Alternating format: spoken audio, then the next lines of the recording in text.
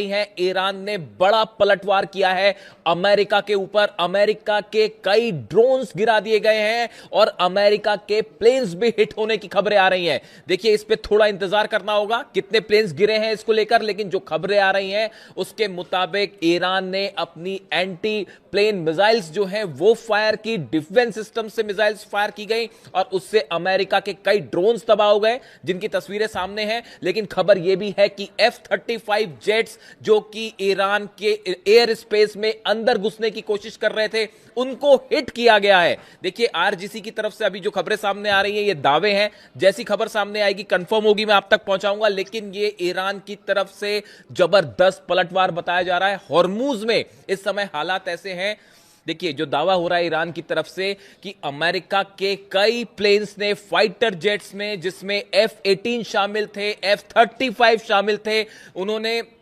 Take off किया Abraham Lincoln से, aircraft carrier से, और वो ईरान के एयर स्पेस के अंदर घुसने की कोशिश कर रहे थे। इसी दौरान ईरान की तरफ से जबरदस्त मिसाइल्स हमले किए गए, पलटवार किया गया, जिसके चलते कई ड्रोन्स गिरे हैं, प्लेन्स भी हिट होने की खबरें हैं और बाकी के जो काफिला लेके घुस रहा था अमेरिका, वो वापस लौट पड़ा है, उसे पीछे हटना पड़ा है। इतनी ही खबर नहीं है, खबर यह भी है कई एंटीशिप मिसाइल्स फायर की गई हैं, अबू मेहदी मिसाइल्स फायर की गई हैं और अमेरिका के कई जहाज जो कि फारस की खाड़ी के आसपास थे, उन्हें पीछे हटाना शुरू कर दिया है अमेरिका ने, क्योंकि ईरान की मिसाइल सीधा हिट कर सकती हैं अमेरिकन वॉरशिप्स को। जो इस वक्त की खबरें हैं, देखिए अमेरिका के प्लेन्स जो आ रहे थे वो वापस भागने को मजबूर हुए, इस तरह की खबरें हैं। इसके अलावा जो आज सुबह जो हमले हुए, उन हमलों को लेकर एक बड़ा अपडेट है। देखिए, आपने खबरें सब तरफ देखी होंगी, कई आइलैंड्स पर हमले हुए हैं। लारक, मैंने 5 आइलैंड्स आपको बताए थे, लारक पे हमले हुए हैं, खार्ग आइलैंड पर हमले हुए, केशम आइलैंड्स पर धमाके की खबरें हैं। लेकिन इसके साथ एक बड़ी खबर अब यह भी आ रही है कि ईरान के 2 न्यूक्लियर साइट्स के पास भी धमाके की खबरें हैं। अभी इसके बारे में और डिटेल आएगा, मैं आप तक पहुंचाऊंगा। खबर यह है ईरान के 2 न्यूक्लियर साइट्स पर धमाके की खबरें हैं, उन्हें निशाना बनाने की कोशिश की गई है और ये हमले इजराइल की तरफ से किए गए। देखिए, अभी सुबह जो जानकारी आई थी, जो सेंटकॉम ने जानकारी दी थी कि हमने अपनी डिफेंस में स्ट्राइक की है, मामला ऐसा नहीं है, ये बड़ी स्ट्राइक थी, इसको डाउन प्ले करने की कोशिश की गई, लेकिन हमला बड़ा था। इजराइल के जेट्स भी इसमें शामिल थे, अमेरिका के जेट्स इसमें शामिल थे। अब्बास अराक्ची साहब ने एक प्रेस कॉन्फ्रेंस की अब से थोड़ी देर पहले और उन्होंने डिटेल में इसकी जानकारी दी है कि कहां कहां हमले किए गए। उन्होंने कहा हम आकलन कर रहे हैं कहां कितना नुकसान हुआ है। लारक द्वीप पर सबसे ज्यादा नुकसान की खबर है। अब उसके बाद ईरान की तरफ से बड़े ऐलान हुए हैं। पहला, इस समय जब मैं आपसे बात कर रहा हूं, हॉर्मूज में अच्छी खासी भिड़न जारी है, दोनों तरफ से हमले इस वक्त भी जारी हैं और ईरान ने बड़ा मिसाइल लॉन्च किया है हॉर्मूज के आसपास, अमेरिकन जहाजों पर, अमेरिकन एयरक्राफ्ट पर। अब देखिए, इसके अलावा जो खबरें हैं, ईरान की तरफ से 2 बड़े एक्शन हुए हैं। पहला तो ईरान के सुप्रीम लीडर मुस्तफा खामनेई का बयान सामने आया है। उन्होंने ये बात साफ कर दी है, उन्होंने कहा है कि जिस तरह से ईरान पर हमले किए गए इसका बदला लिया जाएगा। उन्होंने इजराइल को कैंसर बताया। उन्होंने ये कहा जैसे कैंसर का ट्यूमर होता है उस तरह से इजराइल है और इजराइल को नक्शे से मिटा दिया जाएगा, इजराइल को खत्म कर दिया जाएगा। इस तरह की बात, इस तरह का संदेश मुस्तफा खामनेई साहब की तरफ से आया है। जिस तरह से हमले हुए उसके बाद, यानी अब यह तय माना जा रहा है कि ईरान इजराइल पर एक बड़ा अटैक करेगा। और देखिए, अगले चंद घंटे बहुत बड़ा डेवलपमेंट हो सकता है और शायद हम वैसी जंग फिर से देखें जो 40 दिन की जंग थी। इसके अलावा देखिए, बड़ी खबर यह है, ईरान के विदेश मंत्री अब्बास अराक्ची साहब रूस जा रहे हैं। अब से थोड़ी देर में वो रूस के लिए रवाना हो जाएंगे, उनकी पुतिन से मुलाकात होने जा रही है। देखिए, हालात यहां पर तेजी से बदल गए हैं, बिगड़ गए हैं। यूक्रेन और रूस के बीच में बड़ी जंग छिड़ चुकी है। जिस तरह से हमले कर रहे हैं पुतिन, देखिए पुतिन ने 5 न्यूक्लियर मिसाइल्स दागी हैं पिछले 48 घंटे के अंदर यूक्रेन पर। अब मामला बिगड़ता दिख रहा है। और उसके अलावा लावरोव की बात हुई है मार्को रूबियो से, अमेरिका के विदेश मंत्री से, और लावरोव ने, रूस के विदेश मंत्री ने यह बात साफ कर दी है कि जब तक अब यूक्रेन को हम घुटने पर नहीं ले आएंगे तब तक ये हमले नहीं रोके जाएंगे। जिस तरह से लुहांस्क पर हमला हुआ, कॉलेज के ऊपर एक डॉर्मेटरी पर हमला हुआ जहां पर स्टूडेंट थे, जिसमें कई सारे स्टूडेंट मारे गए। ये वैसा ही हमला था जैसे मिनाब में स्टूडेंट्स के ऊपर 168 बच्चियों के ऊपर हमला हुआ था, बिल्कुल वैसे ही हमला लुहांस्क का था, जिसके बाद पुतिन बेहद गुस्से में है। 5 न्यूक्लियर मिसाइल्स फायर की गई हैं, 5 तरह की न्यूक्लियर मिसाइल्स, 5 तरह की न्यूक्लियर मिसाइल्स, जिसमें ऑर्शनिक भी शामिल है, कैलिबर भी शामिल है। इन सबको फायर किया गया है यूक्रेन पर, और बिल्कुल वैसे ही जंगी हालात अब देखने को मिल रहे हैं ईरान और अमेरिका के बीच में। देखिए, मैं फिर से इस बात को रिपीट करूंगा, पूरी दुनिया में जितने पत्रकार हैं, जितने न्यूज चैनल्स हैं, जितने पॉडकास्ट चल रहे हैं, सबका स्टैंड ये था कि ईद के पहले हमला नहीं होगा, हज के बीच में हमला नहीं होगा। आप मेरा वीडियो उठा के देखिए, मैंने दावा किया था आपको कि हज के बीच में ही हमला होगा, ईद से पहले हमला होगा। और देखिए, ये खबर एक बार फिर सच साबित हुई। इसकी बड़ी वजह थी, देखिए कई लोगों ने मुझसे पूछा, आज सुबह से कई फोन्स आ गए मेरे पास, और सब ये पूछ रहे हैं कि आपने ये दावा कैसे किया था कि ईद के पहले पहले हमला हो जाएगा, हज के बीच में हमला होगा। कई लोगों ने ये सवाल पूछे। आप इकलौते ऐसे पत्रकार हैं जिनका ये दावा था कि हज के बीच में हमला होगा, ईद के पहले आपने कैसे दावे किए। देखिए, इसकी 2-3 बड़ी वजह थी। सबसे बड़ी वजह अगर आपने नोटिस की हो, जिस आनन फानन के साथ सऊदी में डिफेंस सिस्टम तैनात किए गए पिछले 48 घंटे में, वो बड़ा ही अस्वाभाविक था। इसी तरह के डिप्लॉयमेंट यूएई ने भी किए हैं। आप देखिए, सऊदी में मक्का मदीना के आसपास, काबा के आसपास जिस तरह से डिफेंस सिस्टम तैनात किए गए, ये यूजुअल प्रोसेस नहीं थी।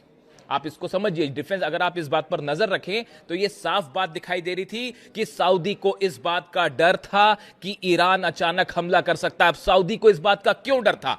क्या सऊदी इस बात को जानता था? क्या मोहम्मद बिन सलमान इस बात को जानते थे कि अमेरिका और नेतन्याहू एक बार फिर स्ट्राइक करने जा रहे हैं 48 घंटे के अंदर? क्या यही वजह थी उस जल्दबाजी की, जो डिफेंस सिस्टम तैनात किए गए, आनन फानन में इजराइल से सिस्टम मंगवाए गए? एक पॉइंट। दूसरा पॉइंट आप देखिए, अब्राहम लिंकन एयरक्राफ्ट कैरियर पर पिछले 48 घंटे के दौरान बड़े डेवलपमेंट्स हुए। F-35 जेट्स ने टेक ऑफ किया, F-18 जेट्स ने टेक ऑफ किया। अमेरिका की तरफ से जब भी कोई बड़ी एयर स्ट्राइक होती है, उसके ठीक पहले अमेरिका की एयरफोर्स एक मिनी एक्सरसाइज करती है, जो कि शुरू हो चुकी थी। दूसरी बड़ी वजह। तीसरी बड़ी वजह, इजराइल से कई रिफ्यूलिंग जेट्स ने टेक ऑफ किया। बेन गुरियन एयरपोर्ट से 4 से 5 रिफ्यूलिंग जेट्स ने टेक ऑफ किया, जो हॉर्मूज के ऊपर गए। आप सोचिए, अगर रिफ्यूलिंग जेट्स टेक ऑफ करते हैं बेन गुरियन एयरपोर्ट से, वो हॉर्मूज के ऊपर क्यों गए? ऑब्वियस सी बात है कि हॉर्मूज के आसपास कोई हमला होने वाला है। वो वहां पर भाई घूमने तो गए नहीं होंगे, पिकनिक मनाने तो गए नहीं थे वहां पे। वो F-35, F-18 जेट्स जो कि इन्वॉल्व थे, इनकी रिफ्यूलिंग के लिए गए थे कि एयरमैन की रिफ्यूलिंग की जरूरत पड़ सकती है, या अब्राहम लिंकन पर जो एयरक्राफ्ट है अमेरिका के, उनको ऑयल सप्लाई करने के लिए मूवमेंट हुआ था। इसीलिए यह बात साफ थी कि पहले ही हमला करेगा। और चौथी बड़ी वजह देखिए, अमेरिका जब भी अटैक करता है, उसकी खास बात यह होती है कि वो एकदम से अटैक करेगा। मतलब आप ये सोचेंगे, या तो ये कहा जाएगा अभी बातचीत हो रही है और उसके बीच में हमला हो जाएगा। इसीलिए शायद ये सोचा अमेरिका ने कि सब ये मान के चल रहे हैं कि भाई अभी हज चल रहा है, ईद होने वाली है, इसलिए हमला नहीं होगा।